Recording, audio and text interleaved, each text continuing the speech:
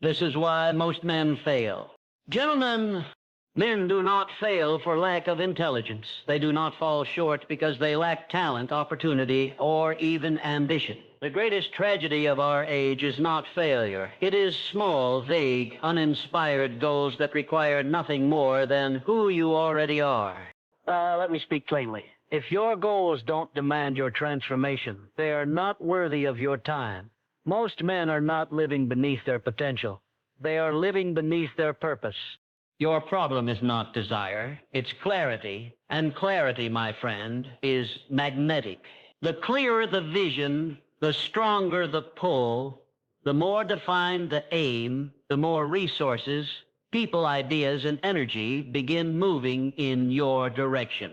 Confusion repels success. A man without a target is not free. He is lost. So I ask you now, what do you truly want? Not what you think you can get, not what's realistic, not what pleases others. What do you burn for? If the answer doesn't shake you, you haven't gone deep enough. And once you find it, don't whisper it. Declare it. Affirm it. Reprogram your subconscious through daily repetition. Speak it when no one is listening. Write it when you feel tired. Envision it until it feels like memory, because your mind does not question what is repeated, it builds it. But here's the truth no one tells you. Your goal is not about the thing. It's not about the money, the house, the fame, or the applause. Those are reflections, rewards, signals. The real goal is who you must become to receive them. Transformation is the true target. You do not get wealthy by chasing wealth.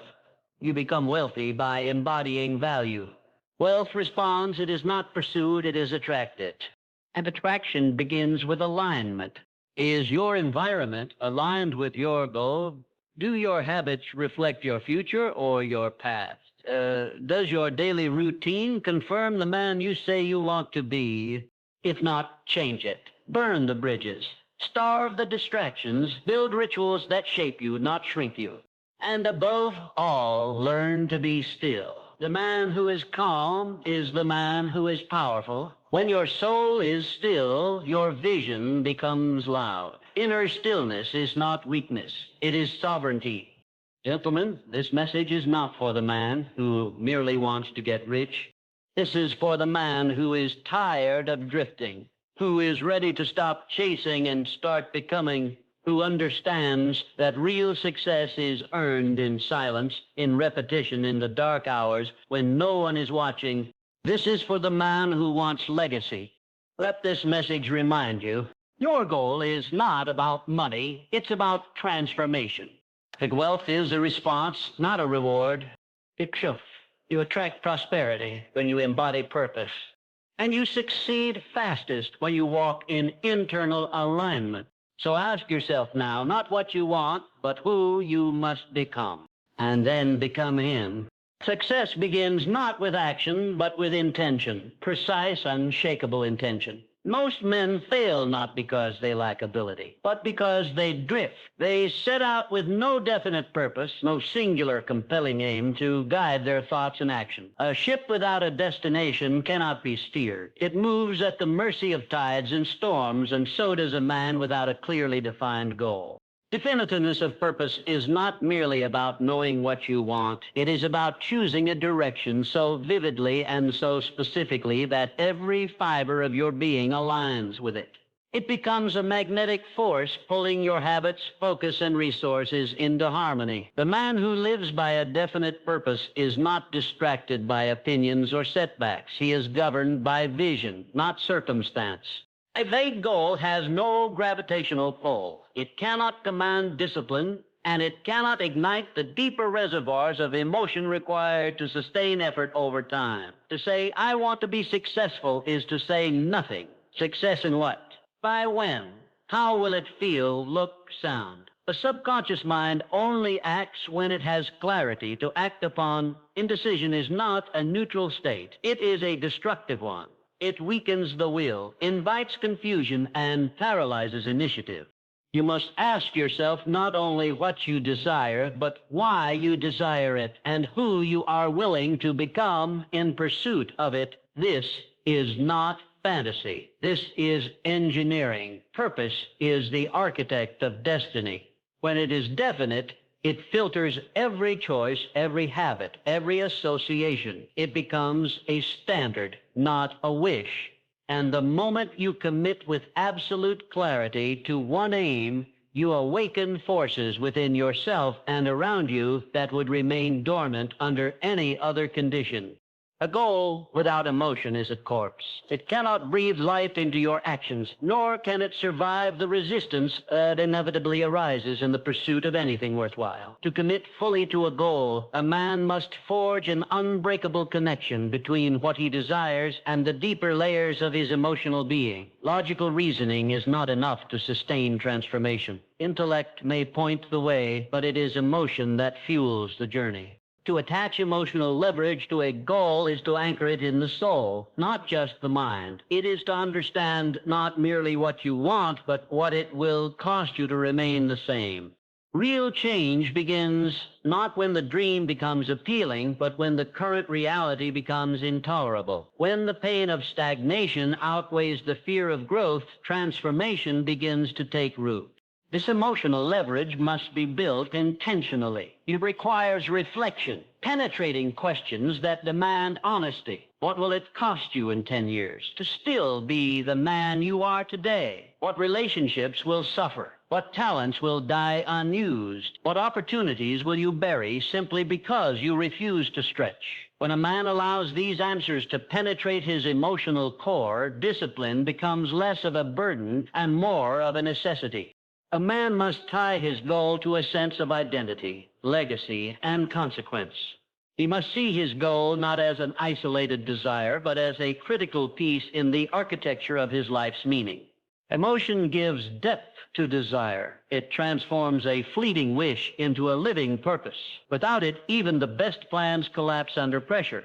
With it, a man becomes unshakable, not because life is easier, but because his reason for acting is stronger than any excuse not to.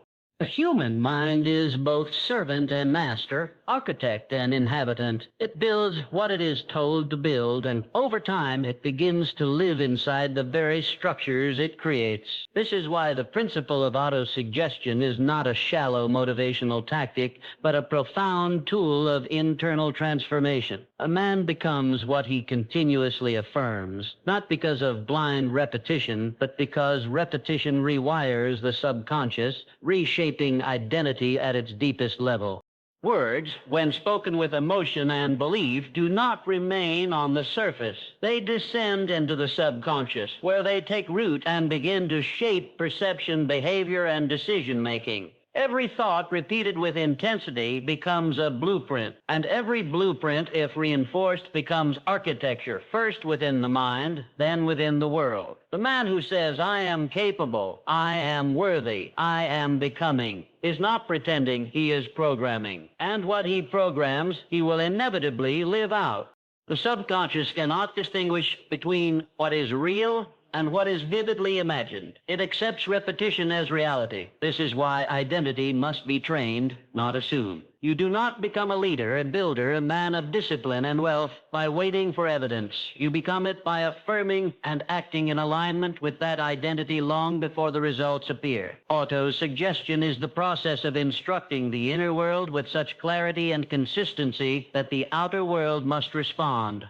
But autosuggestion without vision is empty. The words must be tied to a mental picture so vivid, so emotionally charged, that it begins to override past programming. This mental picture must be revisited daily, not passively, but with intensity and belief. Over time, the repetition of powerful, purposeful thought reshapes who a man is, what he believes is possible, and how he engages with the world around him. A man's life is not built by willpower alone, but by the silent architecture of his environment and habits. Desire may ignite change, but environment sustains it. One cannot build a future while living inside the blueprint of his past. If the people, routines, and surroundings in a man's life reflect an outdated identity, no amount of motivation will create lasting transformation. The external world must evolve to reflect the internal vision, or that vision will erode under constant contradiction. The human mind is porous. It absorbs cues, energies, and patterns from everything it touches. Environment is not passive. It is a force constantly shaping thoughts, decisions, and emotional states. This is why change must begin not only within, but around. A man serious about becoming must ruthlessly examine what reinforces the version of himself he is leaving behind. Every object, habit, and relationship either builds or breaks alignment with the man he is becoming. Habits are the proof of what a man truly believes. No matter what he says he wants, his rituals reveal the truth.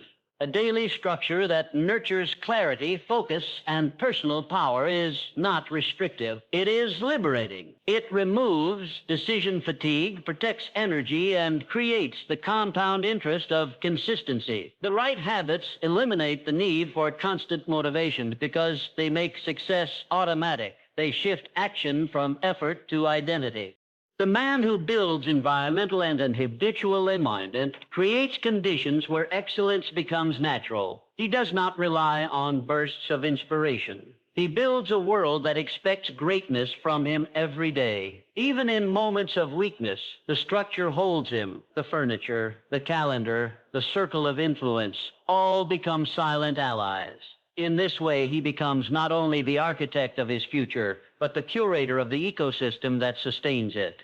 True power is not loud. It does not beg for recognition, nor does it rush in pursuit of validation. It resides in stillness and inner authority cultivated through discipline, reflection, and the mastery of thought. In a world dominated by noise and distraction, the man who can quiet his mind holds an unmatched advantage. Inner stillness is not absence of thought, but control over thought. It is not weakness, but supreme strength, because it reflects command over one's inner state, regardless of external circumstances.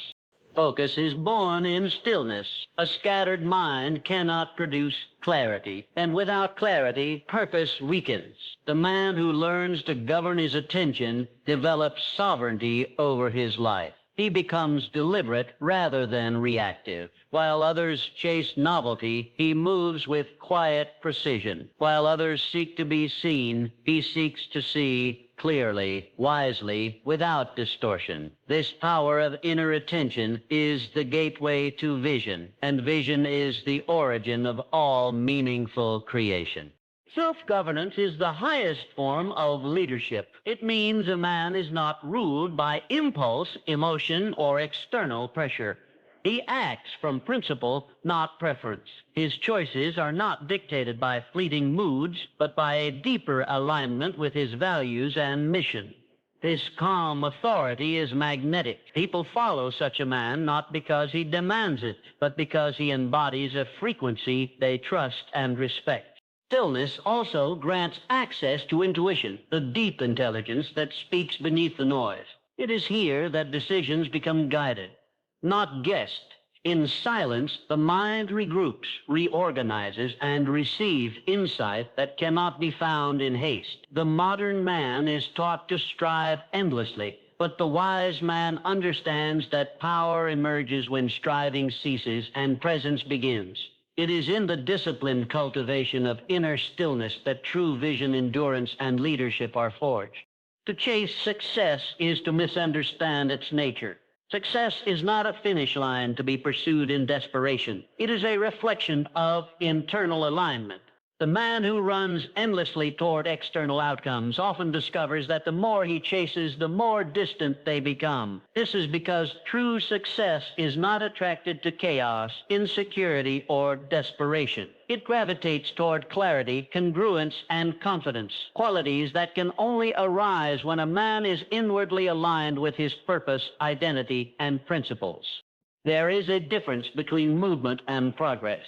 Many move constantly, working, striving, reacting, yet remain stagnant because their actions are not rooted in alignment. They are busy, but not deliberate, ambitious, but not anchored. Success is not simply about doing more, but about becoming more. The man who aligns his thoughts, emotions, decisions, and environment with a single unified vision exerts a silent force upon reality. He does not need to pursue because he has become the embodiment of what he seeks. Alignment is not passivity, it is precision. When a man's inner world agrees with his outer behavior, he experiences integrity. This integrity is magnetic. It commands respect, opens doors, and draws the right people, opportunities, and resources into his orbit. Not because he manipulates, but because he resonates. The world responds to clarity of self far more than clever tactics or desperate effort. To attract success, a man must embody the result before it arrives. He must speak, think, and act in accordance with the version of himself who already possesses it. This is not delusion, it is alignment with a higher identity. The man who lives from his future, not from his fears, becomes a signal of certainty in a world that trades in confusion. Success, sensing this rare alignment, arrives not as a reward, but as a recognition of congruence.